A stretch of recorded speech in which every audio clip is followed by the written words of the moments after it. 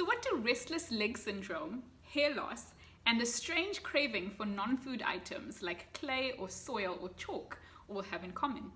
Well, these three are some of the strangest symptoms of the most common nutritional deficiency in the world, which is iron deficiency anemia. And this is just one of the topics that we are going to be talking about today.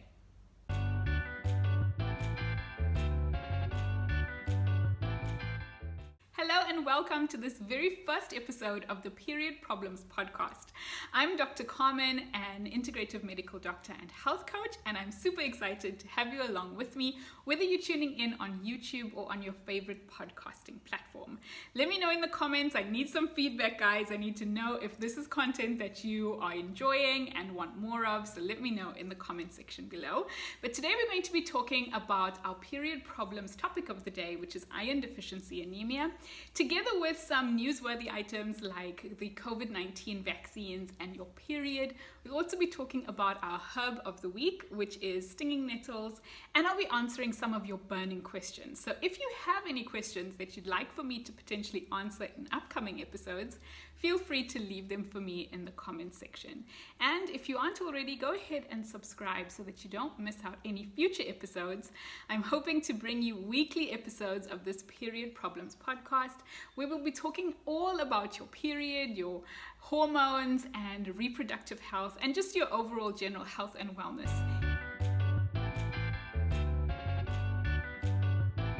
So iron deficiency anemia, what is this all about? I recently watched the documentary. It was a two-part documentary series called What Happened to Brittany Murphy. I'm sure you guys all remember Brittany Murphy from popular movies like Clueless, and this documentary just caught my eye. I ended up getting sucked in. It was a really good documentary, extremely sad. So if you have the opportunity to watch it, please do.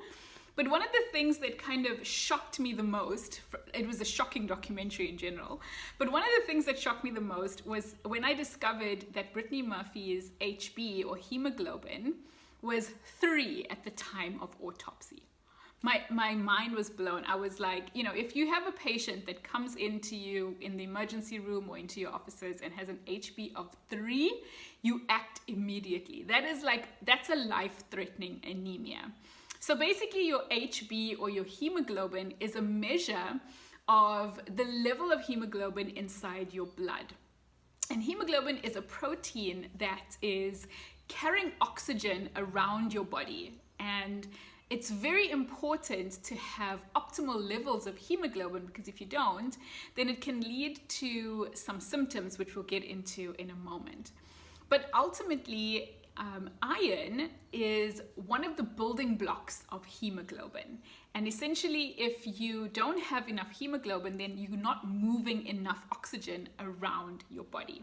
And that leads to some of the symptoms of iron deficiency anemia. And so typically we would expect a woman of reproductive age to have an HB somewhere between 12.5 and about 14 or so. Just depending on different laboratories will have different reference ranges. But ultimately an HB of less than 7 would be considered a severe anemia.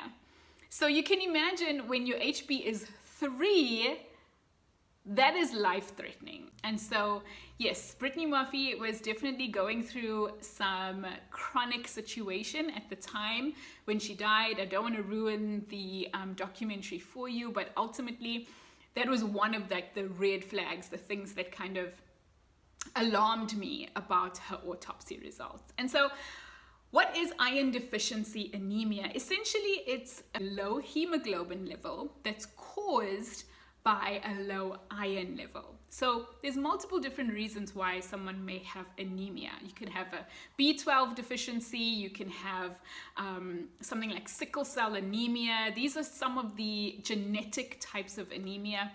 But iron deficiency anemia is a very specific type of nutritional deficiency that causes your red blood cells to be very small and not hold enough volume.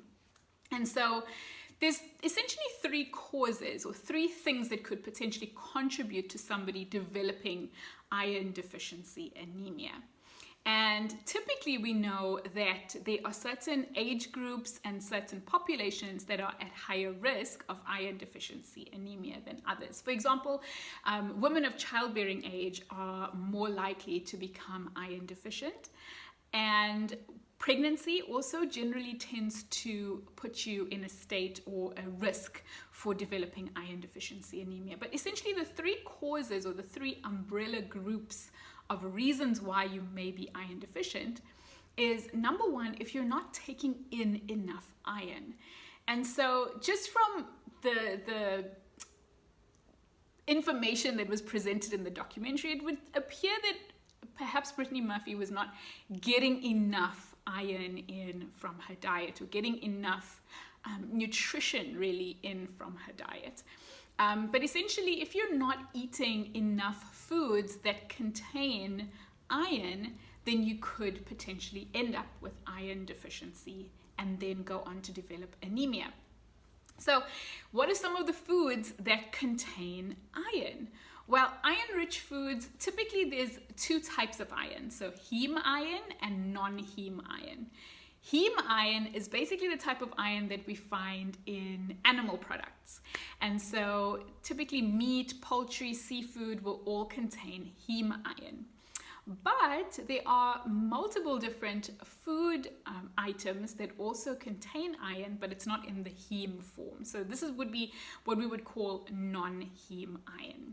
And so some examples of non-heme iron rich foods would include things like legumes, like different pulses, beans, chickpeas, nuts and seeds, green leafy vegetables like spinach and kale. Interestingly, dark chocolate also contains iron, as well as some foods that may have been enriched with iron. So, for example, certain rice or bread, or even certain cereals may be enriched or fortified with iron. So, there is non-heme iron in animal products, but there's no heme iron in non-animal products, if that makes sense. So essentially, if you're not taking in enough iron in your diet, then you could ultimately become iron deficient. The second kind of umbrella reason why you may develop iron deficiency is if you are not absorbing your iron. So you may be taking in enough iron, you may be eating enough iron-rich foods, but when it comes to your digestive tract, you may not actually be absorbing that iron efficiently.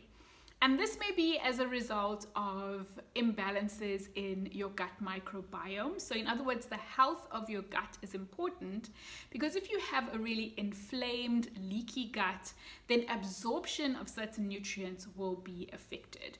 So there are certain extremes of that. So if you have an inflamed bowel because of inflammatory bowel disease, like Crohn's disease or ulcerative colitis, or even if you have indigestion and inflammatory symptoms related to your gut, so whether that's related to IBS or whether that's related to inflammation in your stomach, anything that kind of compromises the lining of your gut is going to affect how well you actually absorb iron from your food. And so your gut health becomes seriously important when it comes to making sure that your iron levels are kept topped up. Another thing that may affect your ability to actually absorb iron is if you are taking certain substances that may be blocking your absorption of iron. An example of this would be taking calcium in combination with iron. And so calcium generally tends to block iron absorption. And so if you are taking a calcium supplement or foods that are rich in calcium at the same time as eating iron-rich foods, then this may affect your absorption of iron. Another thing that can actually hinder your ability to absorb iron is something called tannins, which are present in teas and coffees. So these it's often advised that if you are eating iron-rich foods, that you don't take any tea or coffee either an hour before or an hour after consuming those iron-rich foods, because tannins in the teas or in the coffees can actually block iron absorption. On the flip side, you can actually increase the amount of iron that you absorb by ingesting vitamin C at the same time as taking in your iron-rich foods. And this is particularly important if you are really wanting to ramp up your iron absorption. So this may mean taking a vitamin C supplement, or it could even just mean eating some iron-rich foods some vitamin C rich foods at the same time as eating iron rich foods. So if you think of things like citrus or even strawberries, adding a bit of lemon on your salad, this will all help to enhance the absorption of iron via your digestive tract. Another thing that is important to remember is that non-heme iron can sometimes be more difficult to absorb than heme iron. And the part of the reason for that is because of something called phytates that exist in things like legumes and other pulses and beans. And so soaking these items overnight before you cook them can actually help to remove some of the phytates, which may actually be blocking iron absorption, and help you therefore to better digest and absorb the iron from those food items. So the third umbrella term, or the umbrella reason why you may be iron deficient, is if you are bleeding, so if you are losing blood. And so this is why it's so common for women of reproductive age group to be at risk or at higher risk for developing iron deficiency anemia, is because typically during a menstrual cycle, there's going to be a certain amount of blood loss. Of course, your risk of iron deficiency anemia is going to be higher the more blood you lose. But typically, let's say even if you didn't lose an extraordinary amount of blood in your period, but you're not taking in enough iron, over time, that progressive blood loss throughout every menstrual cycle is going to weigh your hemoglobin down. And so that's the third reason why you may be iron deficient. There's other ways that you could be losing blood that are not related to the menstrual cycle, though. Some of the common things there would include if you had an ulcer, for example, that was bleeding, or if you had a worm infestation. So parasites can actually latch onto the lining of the gut and cause these, what we call microabrasions. So like these tiny little scratches or scars along the gastrointestinal tract, and you can actually bleed through those. So that's a kind of somewhat obscure reason, but something that really is important to exclude and look out for, especially in children with iron deficiency, and also especially in areas where having worms and parasites is more common than perhaps in other areas. So we've already mentioned some of the kind of stranger symptoms of iron deficiency anemia. So restless leg syndrome is a syndrome where you get this urge to move your legs. Some people describe it as like an irritation or like a crawling sensation on your legs, but it actually it causes you to constantly be moving your legs and changing position. And sometimes it can affect your ability to fall asleep. Hair loss is another one of those symptoms of iron deficiency. In fact, there's multiple different reasons for hair loss, but we do see that people who have iron deficiency anemia will tend to have thinning of their hair. And then pica, which is that strange craving for clay or soil or chalk, is another strange symptom of iron deficiency anemia.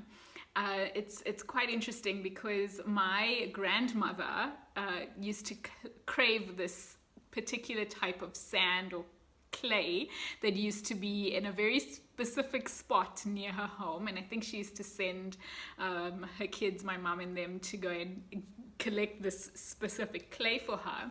And then my mom, when she was a teacher, when she was teaching, she would like munch on chalk every now and then.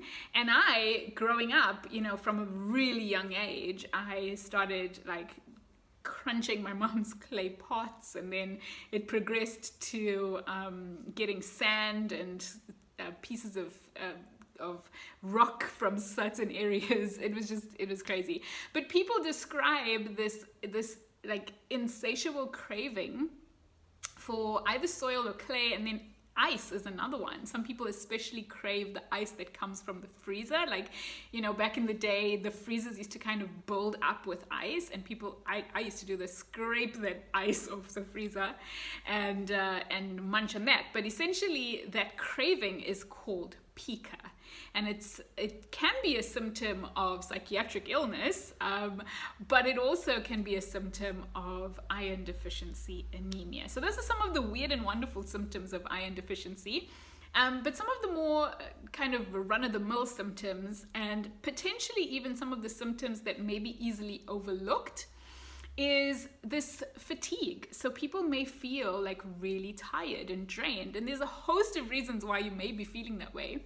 But iron deficiency is certainly one of those things that can cause this sense of just really being drained and really run down.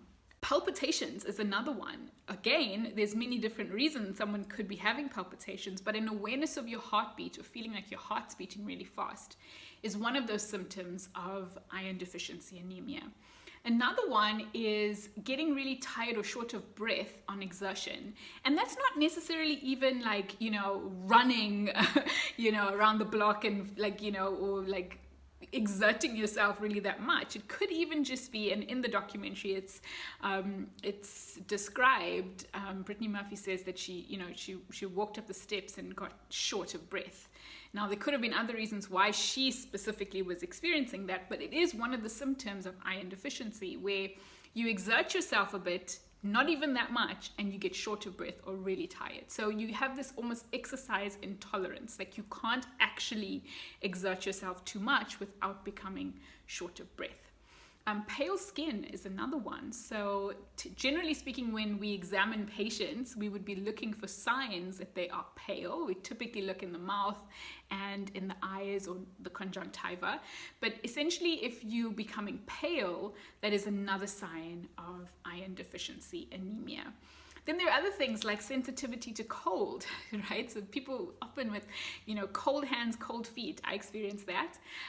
Certainly that could be a sign of things like thyroid disease, but iron deficiency can also tend to make you more cold intolerant. Dizziness, lightheadedness, confusion, especially like if you perhaps, get up from your seat and it takes you like a second to kind of stabilize. That could also be something else related to your blood pressure, but it could also be a symptom of iron deficiency.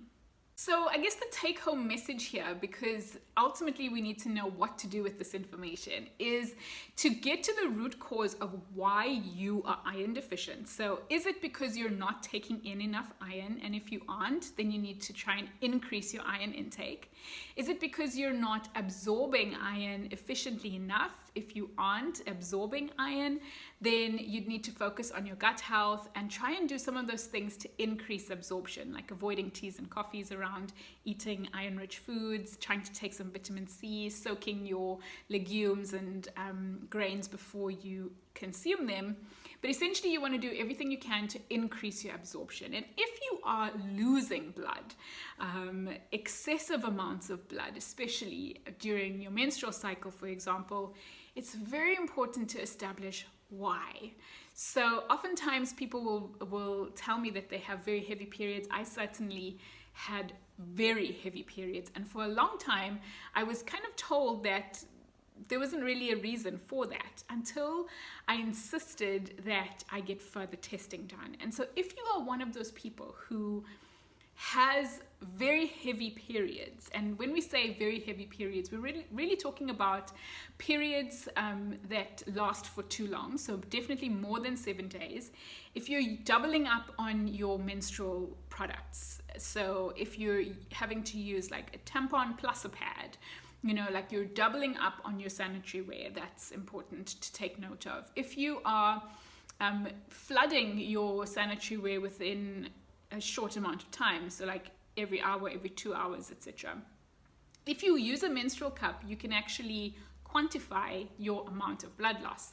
So typically anything over 80 mils of blood loss per period is too much. Typically it should run about 50 mils max. And then also if you're having huge clots, so big small clots are just a sign that your blood has been pooling a little bit, which may happen in the vaginal canal before the blood actually comes out. But if you're having huge clots, then this is also a symptom or something to look out for, so that you can actually be able to determine if you're losing excessive amounts of blood. And if any of those are you, then I would strongly encourage you to have a deep conversation with your doctor or healthcare practitioner to establish the reason why, because there are certain causes of heavy bleeding that can be treated, and perhaps we'll talk about that in an upcoming episode.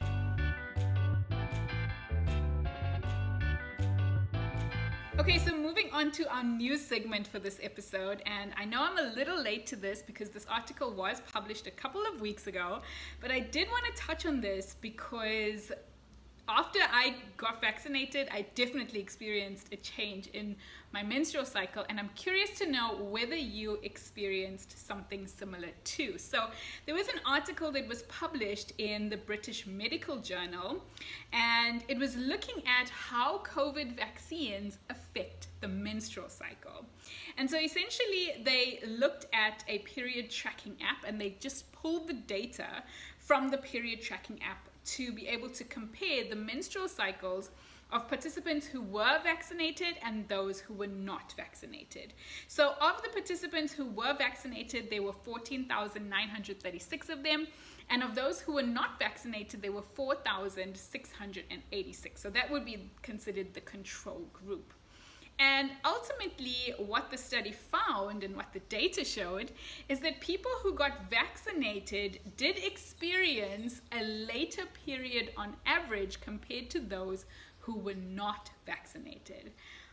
But it was only 0.71 days on average later after the first dose of the vaccine. Okay, that may not seem that significant, but interestingly, those people who received more than one vaccine seem to be more affected. So, on average, in the people who received more than one vaccination, their period or menstrual cycle length increased on average by 4 days, and 13% of people who were in this group that actually received more than one vaccine experienced a delay of 8 days or more. And so this doesn't take into consideration people who are on birth control and you had to have had a normal period or normal cycle before you were considered for eligibility into the study. But it is interesting, and I think that this information and this data is so important to look at, because for such a long time, women, especially women of reproductive age group, have been excluded from medical trials and research. And when people were starting to speak up about the changes that they were experiencing about their period, I think that a lot of people actually just kind of dismissed it, but now we're actually seeing science and trials and information that actually supports the experience of so many, is that something was happening, definitely. Now, this study didn't actually look at the flow of the menstrual period, and a lot of people have actually reported that they've noticed that their menstrual bleed has become heavier since being vaccinated. And yeah, this is also something that is still going to be studied further, and there are trials underway looking at that exact experience. I certainly felt like that's what happened to me. But this is important and it's exciting, and this is the reason why we need to speak up about what's happening with our bodies, because if we don't, then we're going to be left behind and we're going to be left out of the research. So I'm interested to know if you were vaccinated and you did experience a change in your menstrual cycle, then let me know in the comments.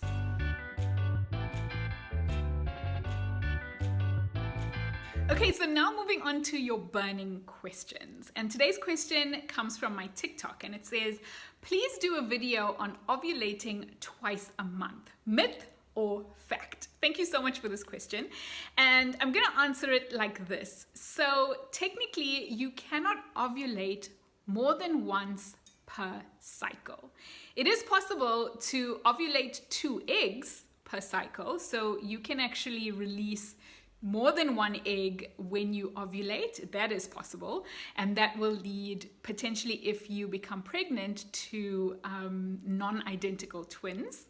But ovulating more than once per cycle is a myth. It's not possible. And so let's just go back a little bit to talk about what's actually happening during your menstrual cycle. So every menstrual cycle, the aim is to get you pregnant. That is the goal of your menstrual cycle. And so in order to do that, your body has to actually prepare an egg to be released from your ovary. Now, there's hormones that are released that come from your brain and your pituitary gland. And essentially, those hormones cause some of the eggs or the follicles inside your ovary to begin maturing. And then one of those follicles will mature more than the rest, and it will become the mature follicle and burst through the surface of the ovary and make its way through the fallopian tubes to the uterus. Now, it might get fertilized during its transit, or if you don't get pregnant, then the egg together with the lining of the uterus is shed during the period. Now, again, as I said just now, typically, we only release 1 egg per ovulation, but it is possible in very rare circumstances to release more than 1 egg during an ovulatory cycle. But after you've ovulated, you develop this gland, this mysterious transitory gland that develops on the surface of your ovary, and it's called the corpus luteum. Now, the corpus luteum is basically that crater that's left behind on the surface of the ovary that actually begins to produce hormones. And in fact, it produces progesterone. Progesterone is that soothing, calming hormone, and it's also known as the pregnancy hormone. And the reason why progesterone is produced is to maintain the lining of the uterus just in case that egg gets fertilized, so that it has a nice cushiony home to kind of attach into and for the placenta to start developing. So that corpus luteum, that crater that's left behind on the surface of the ovary, is going to produce this progesterone to kind of keep that lining of the uterus going. And then when the egg is not fertilized, eventually that corpus luteum begins to shrivel up and stop producing progesterone, and that drop in progesterone is actually what triggers the period. And so as long as you have a corpus luteum, it's not possible for you to then go ahead and ovulate again after that. But there's a caveat here. And the reason why I can kind of say that it is possible to ovulate more than once a month is because if you have a regular menstrual cycle that is quite short, then you may actually ovulate twice within the same calendar month. Go with me here. So essentially, it's generally accepted that a normal menstrual cycle is on average 28 days. And from there, we can predict that about halfway through that cycle is going to be ovulation. So typically in a normal, regular menstrual cycle of 28 days, we expect ovulation to occur at around day 14. But it's completely normal to have a cycle length shorter than 28 days. In fact, a cycle length between 21 days and 35 days can even be considered normal as long as you're having regular cycles. So while 28 days is the average accepted cycle length, there are people who have shorter cycle lengths. So let's say you have a normal period that's regular, but your cycle is 21 days. And let's say day 1 of your cycle was the first day of the month, then we would expect you to ovulate around the middle of that cycle. So if it's 21 days, we expect you to ovulate around day 10. Then we would expect you to go ahead and have a period on day 21 again. And then you could potentially be ovulating 10 days later, which would take you up until the 31st of the month. So that's technically the only way that you would be able to ovulate more than once in a month. And so it's a myth to ovulate more than once in a cycle, but you can technically ovulate more than once in a month.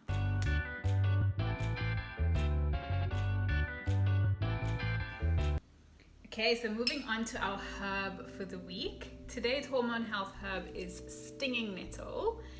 And stinging nettles actually have multiple different uses. They are oftentimes used for people with allergies and people with urinary issues, people with inflamed or enlarged prostate. But the reason why I wanted to talk about stinging nettles today is because stinging nettles are a great source of iron, and we just spoke about iron deficiency anemia. So one of the questions you may have is around supplementing, and I always suggest that you get your iron levels tested formally and get advice from your doctor as to whether or not you actually need to be on an iron supplement. So taking an iron supplement without knowing where you're at in your iron levels is potentially quite dangerous, because you can be iron overloaded, and we certainly don't want that. And you know, if your iron levels are maybe marginally low, it may not actually be necessary to supplement. You may be able to get away with taking something like stinging nettle, for example, as a supplement. So aside from increasing the amount of iron-rich foods, you may consider adding something like a herbal tea into your routine to make sure that you're topping up on your iron levels. So stinging nettles get their name from the tiny spikes that are on their leaves. They're like these fine hair-like projections on the leaves of the stinging nettles, and they actually can cause like an irritation or like a scratching or stinging sensation if you rub up against them. So interestingly, stinging nettles contain quite a few vitamins: vitamin C, vitamin A, vitamin K, and some of the B vitamins. They also contain all amino acids, which is quite rare for a plant-based food. They're also a rich source of iron, as well as sodium, potassium, and importantly magnesium, which is one of my all-time favorite supplements for any period problem. So aside from using stinging nettles to supplement and boost your iron levels, they're also anti-inflammatory, and they can also help in people who have seasonal allergies. So things like sinusitis and conjunctivitis, so itchy eyes, itchy nose, hay fever. Stinging nettles can be really helpful for those types of conditions. People also with urinary issues, so people, as I mentioned, with inflamed or enlarged prostate may benefit from using stinging nettles as a supplement, but also people who may have things like kidney stones or just recurrent urinary tract infections or inflammation. They can actually use stinging nettles to help to reduce urinary tract inflammation. And really, stinging nettles are anti-inflammatory. It's part of the reason why they work so well. They contain antioxidants, and so they reduce oxidative stress, which leads to inflammation. So powerful anti-inflammatory. They also help to regulate things like your blood pressure, so they help to reduce high blood pressure, and they also help to stabilize your blood sugar levels. But essentially, if you're looking for a supplement, something just to add into your diet to incorporate to kind of support your iron levels, especially if you are anemic, then consider adding some stinging nettles. You can make a tea out of these. So this is basically stinging nettle leaves. You can also get the roots, and these have just been dried and kind of cut up. And so they smell quite like herbaceous. They've got like a herby kind of smell to them, but essentially the tea, so if you made stinging nettle tea, I typically will make like a pot of tea and then just drink it throughout the day. Hot, cold, doesn't really matter. It's got a really mild taste. It basically doesn't taste like much at all. But a few cups of stinging nettle tea throughout the day. If you are a tea person and if you are into herbs and supplementing, then check out stinging nettle. I would highly suggest taking or adding this into your herbal tea collection.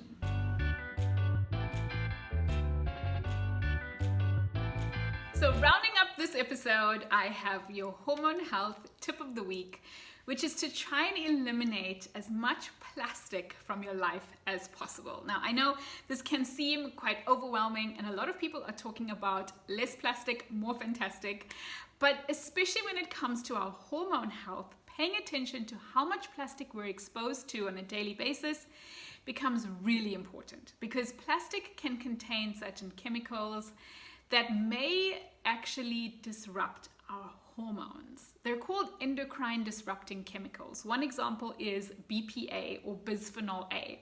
I'm sure you've seen lots of like water bottles and plastic containers that now say BPA free.